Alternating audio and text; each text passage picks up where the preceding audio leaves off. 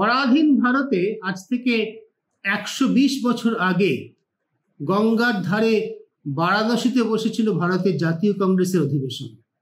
সভাপতি ছিলেন গোপাল কৃষ্ণ গোখলে। সেখানে তিনি একটা কথা বলেছিলেন, what educated Indians think today, the rest of India will think tomorrow.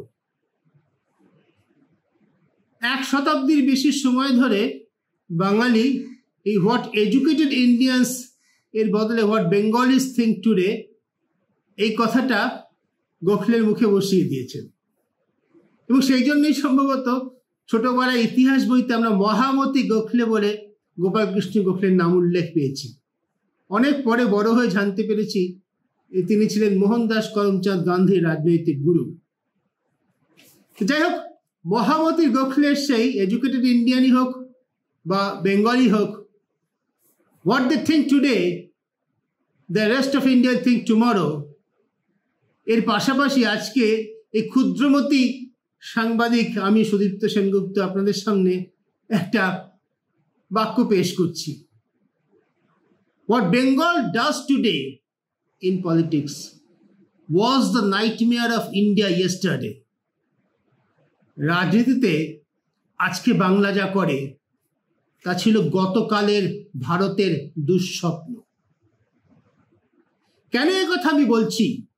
কেন বলছি যে আজকে বাংলার রাজনীতি, পশ্চিমবঙ্গের রাজনীতি বাঙালির লজ্জার কারণ। রাজনীতি আজকে আমাদের লজ্জা।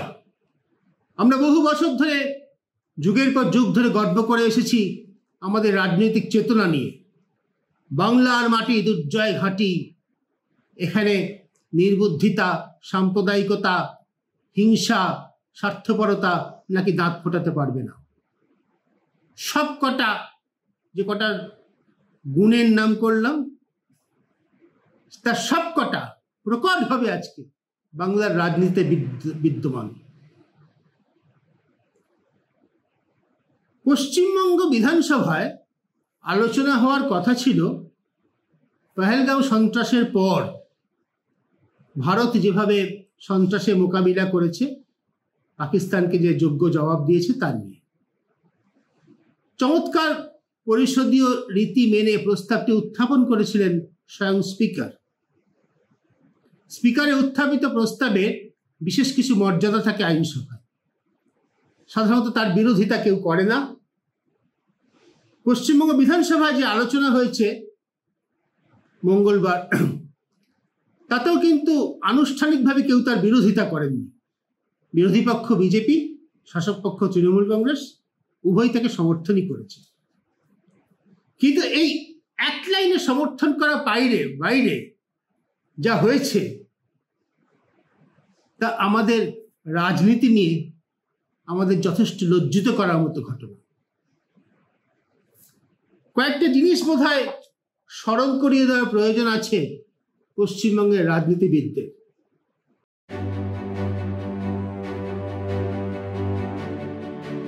বিধানসভা কেন্দ্রীয় সরকার বা পাকিস্তান নিয়ে আলোচনার জায়গা নয়।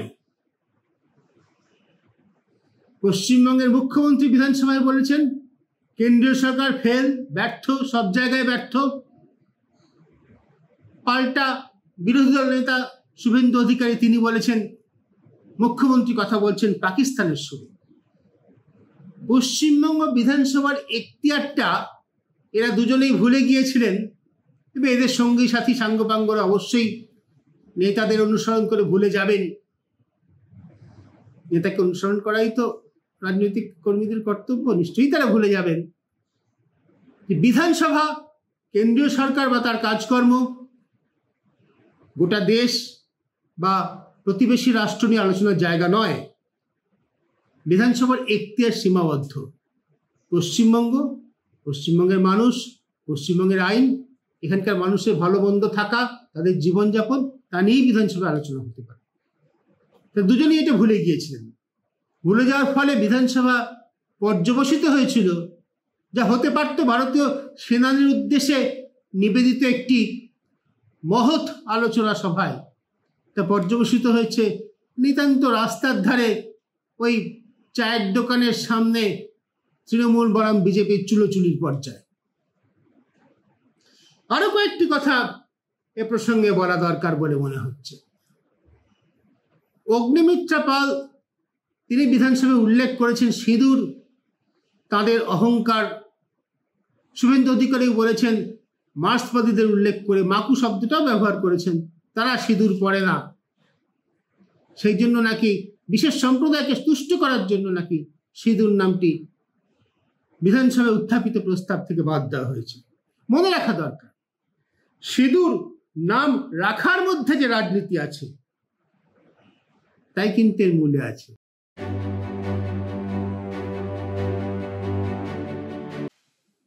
সিঁদুর নাম রাখার মধ্যে যে রাজনীতি আছে, যদি রাজনীতি থাকে তবে সিঁদুর নাম বাদ দেওয়ার মধ্যেও সেই রাজনীতি থাকতে বাধ্য।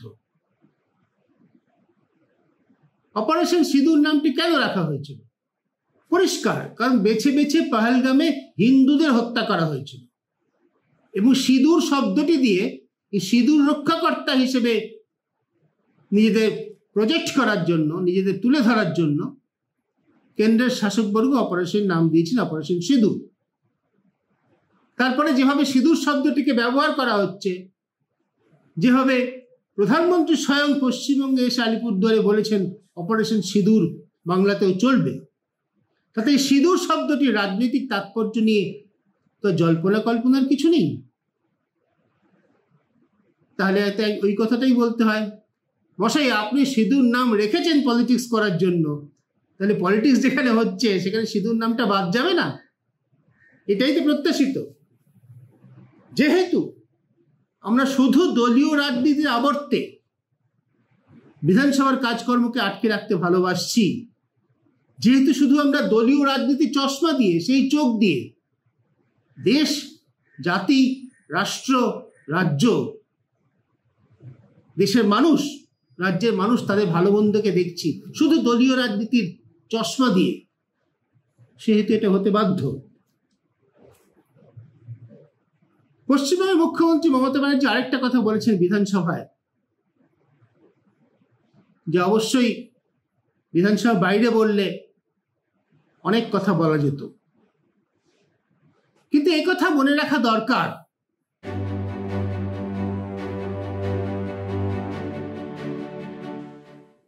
যে ফ্যাশন জগৎ থেকে এসেছেন বলে কারোর রাজনীতিতে অধিকার নেই, এ কথা ঠিক হতে পারে না। বস্তুত ফ্যাশন, অভিনয়, ক্রীড়া, তোলাবাজি সব পেশার মানুষের রাজনীতিতে সমান অধিকার আছে। কি কি পেশার কথা বললাম?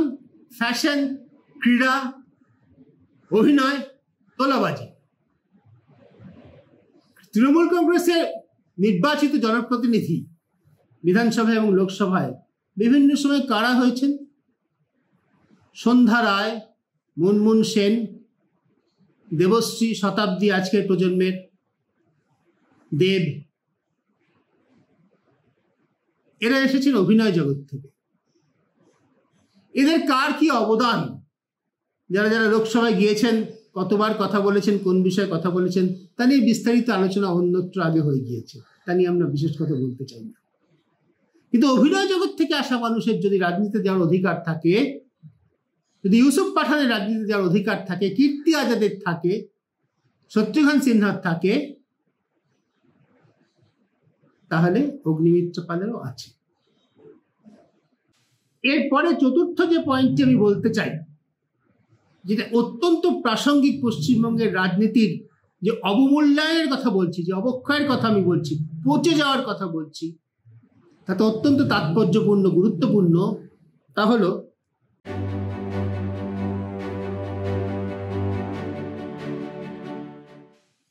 রাজনীতির অবৈধ উপার্জনকে সমাজের সর্বস্তরে পৌঁছে দেওয়ার ক্ষেত্রে পশ্চিমবঙ্গ এখন দেশের শীর্ষে। আবারও বলছি, রাজনীতির অবৈধ উপার্জনকে সমাজের সর্বস্তরে পৌঁছে দেওয়ার ক্ষেত্রে পশ্চিমবঙ্গে এখন দেশের শীর্ষে। মন্ত্রী বান্ধবীর বাড়িতে যেমন 50 কোটি টাকা নগদ পাওয়া যায়, তেমনি একেবারে আঞ্চলিক ব্লক স্তরের তৃণমূল নেতা, যুব অঞ্চল সভাপতি, তাও মানে মানে সামগ্রিকভাবে দলের না, তার যুব শাখার অঞ্চল সভাপতি, তিনি পিস্তল বাগিয়ে কারোর দোকানে বাড়িতে সামান্য মেরামতির কাজ হচ্ছে, তিনি পিস্তল বাগিয়ে সেখানে বলেন কার অনুমতি নিয়ে কাজ হচ্ছে। এই যে অবৈধ উপার্জন, রাজনৈতিক যোগাযোগের সূত্রে শাসক দলের সঙ্গে যুক্ত আছি, সেই সুবাদে উপার্জন একেবারে সর্বোচ্চ স্তর থেকে সর্বনিম্ন স্তর পর্যন্ত যেভাবে পশ্চিমবঙ্গে আজ ব্যাপৃত, নানা রাজ্যের সাংবাদিকদের থেকে খবর নিয়ে, নানা রাজ্য ঘুরে সেখানকে খবরাখবর নেই, দায়িত্ব নিয়ে বলা যায়, এ আজ অন্য কোথাও নেই। তার একটা কারণ হতে পারে যে এখানে জীবিকার অভাব। আমরা দেখেছি এখানে নির্বাচনের সময় 15-16 বছরের কিশোর ধরা পড়েছে। আমি যেখানে থাকি সে অঞ্চলে খুব কাছাকাছি, এটা পুরো নির্বাচনের সময় 15-16 বছরের কিশোর, তাকে ধরেছেন একজন বিশিষ্ট আইনজীবী, রাজনৈতিক নেতা, এখন খুব একটা প্রত্যক্ষ রাজনীতিতে নেই, অরুণাভ ঘোষ। তিনি শেষ পর্যন্ত তাকে জিজ্ঞেস করছেন, বাবা তুই এটা করতে এসছিস কেন? মাত্র 500 টাকার জন্য বোমা ছুটতে এসছিস কেন? জানা গেছে যে আর কিছু তার সামনে জীবিকার অপশন নেই। এই শাসক দলের সঙ্গে একটু যুক্ত হয়ে থাকা, কোথায়কার বাড়িটারি তৈরি হচ্ছে, 2 বস্তা বালি, 3 বস্তা পাথর, 1 বস্তা সিমেন্ট পড়লো, তার থেকে একটু কমিশন তোলাবাজি করা, এটা হচ্ছে এখন এ রাজ্যের প্রধান জীবিকা।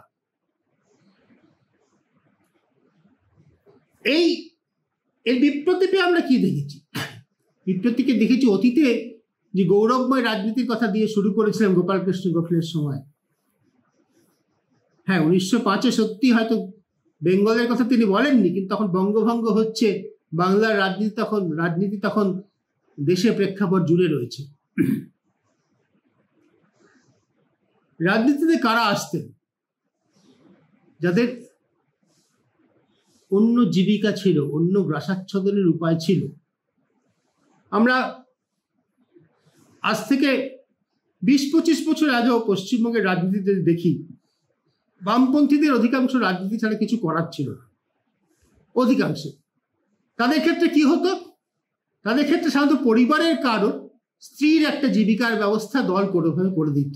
সেটা খুব একটা ন্যায্য কাজ বা খুব একটা সঠিক কাজ হতো আমি বলছি না, কিন্তু বাস্তব ব্যবস্থাটা এরকম ছিল। আর মোটের উপর তারা কিন্তু তাতে সন্তুষ্ট থাকতেন। বামফ্রন্ট আমলের যত মন্ত্রী, নেতা ইত্যাদি রয়েছেন, তারা কেউ খুব বিপুল সম্পত্তি অর্জন করেছেন, বিপুল টাকা পয়সা করেছেন, এখন নিশ্চিন্তে বছরে 2-3 বার বিদেশে যান, খুব দামি জামা কাপড় ইত্যাদি ব্যবহার করেন, সেরকম কিন্তু দেখা যায় না। কিন্তু গত 14 বছরে তৃণমূল কংগ্রেস ক্ষমতা আসার পর থেকে প্রথমে ধীরে ধীরে তারপর অতি দ্রুত গতিতে এক্সপোনেনশিয়াল হারে আমরা যেটা দেখেছি, সেটি রাজনীতিটাই হচ্ছে পেশা। কি করেন জিজ্ঞাসা করলে বলবে আমি তৃণমূল করি। আগে ছিল তিনি ডাক্তারি করেন বা কোনো কলেজে, বিশ্ববিদ্যালয় বা স্কুলে পড়ান, বা তিনি অনেক ক্ষেত্রে যেটা হতো তিনি অন্য কোনো পেশার সঙ্গে যুক্ত, আইনি পেশার সঙ্গে যুক্ত, উকিল।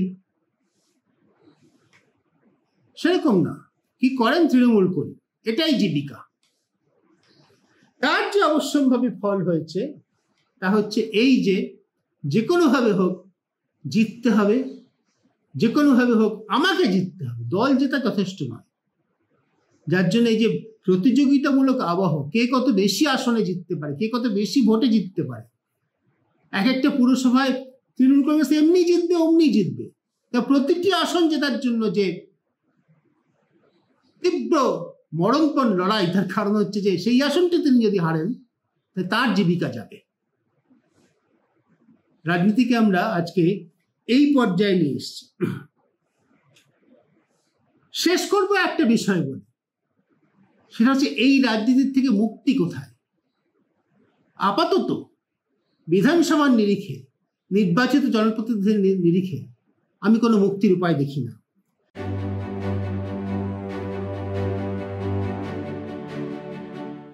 কারণ পশ্চিমবঙ্গের আজকে সবচেয়ে বড় দুর্ভাগ্য যে শাসক এবং বিরোধীর মধ্যে আসলে কোনো তফাৎ নেই।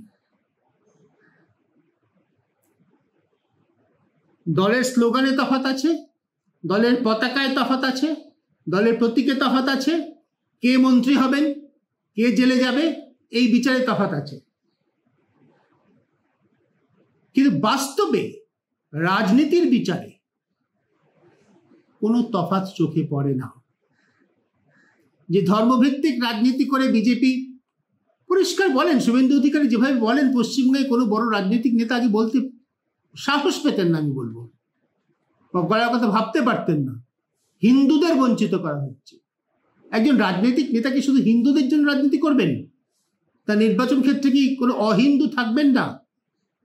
এ রাজ্যের অহিন্দুরা, মুসলমান, খ্রিস্টান, শিখ, আদিবাসী, তারা কোথায় যাবে?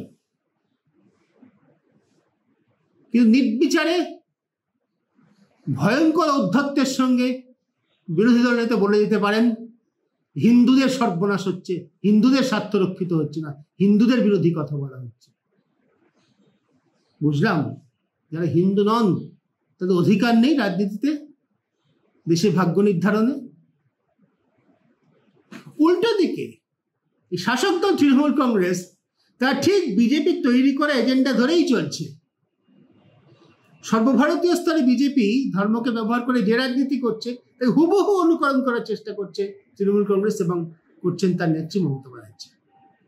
দীঘার প্রসাদ নিয়ে আমরা বলেছি, দীঘাতে একটা মুখ্যমন্ত্রী নির্মিত মন্দির, কোনো ধর্মগুরুর নয়, কোনো ধর্মীয় প্রতিষ্ঠানের নয়, মুখ্যমন্ত্রী ইচ্ছাক্রমে সরকার নির্মিত একটি মন্দির, তার প্রসাদ সারা দেশ রাজ্যে হিন্দুদের কাছে পৌঁছে দেওয়া হবে। আমরা প্রশ্ন তুলেছি তো, মুসলিমদের কাছে তাহলে কি কুরবানির মাংস? একজন বলছেন গরুর মাংস আপনার বাড়িতে যায়। আরে মশাই, পশ্চিমবঙ্গে বিপ বলে যা পাওয়া যায় তার অতি ক্ষুদ্র অংশ সম্ভবত গরুর মাংস হবে, বেশিরভাগটা মোষের মাংস, যা হিন্দুরা অক্লেশে খান, বহু বিজেপি নেতা খান। আমি প্রশ্ন করেছি এই কুরবানির মাংস, গরুর মাংসের কথা আমি বলিনি, অন্যের উত্তরে প্রশ্নে আসা বলতে বাধ্য হলাম। কুরবানির মাংস, বড়দিনের কেক, তাও কি ক্রমশ প্রতি নাগরিকের দরজায় যাবে সরকারি পক্ষ থেকে? সরকার চিহ্নিত করে দেবে নাগরিককে তার ধর্মের বিচারে? এই যে পশ্চিমবঙ্গের রাজনীতির চূড়ান্ত অবক্ষয়, যেটাকে শুরুতে বললাম, what Bengal does today was the nightmare of India yesterday. Bihar, Uttar Pradesh, মধ্যপ্রদেশে 30 বছর আগের থেকে আমরা যেখানে ইলেকশন কভার করছি সেখানে আজকে নির্বাচনী ভায়োলেন্স প্রায় বন্ধ হয়ে গেছে। গায়ের জোরে অন্য পক্ষকে ভোট দিতে দেব না, এটা আজকে প্রায় বন্ধ হয়ে গেছে। পশ্চিমবঙ্গ নির্বাচনী হিংসায়, নির্বাচন উত্তর হিংসায় দেশের মধ্যে শীর্ষে। দেশের শীর্ষ আদালত তার কগনিজেন্স দিতে বাধ্য হচ্ছে। কেন এত হিংসা? কেন প্রতিটি আসনে, প্রতিটি কেন্দ্রে জয়ের জন্য এই তীব্র মরণপণ, আক্ষরিক অর্থে মরণপণ লড়াই? মৃত্যু হচ্ছে, আক্ষরিক অর্থে মরণপণ লড়াই।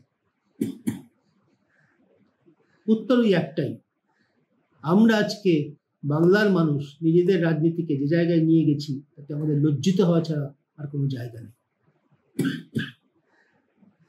দেশের সেনাবাহিনীর গৌরবের উদযাপনের যে অঙ্গ, সেই অঙ্গকে আমরা পর্যবসিত করেছি পারস্পরিক দোষারোপ এবং অতি নিম্নবর্গীয়, বলা যেতে পারে পুকুর পাড়ে দুপুরবেলা ঝগড়ার রাজনীতিতে।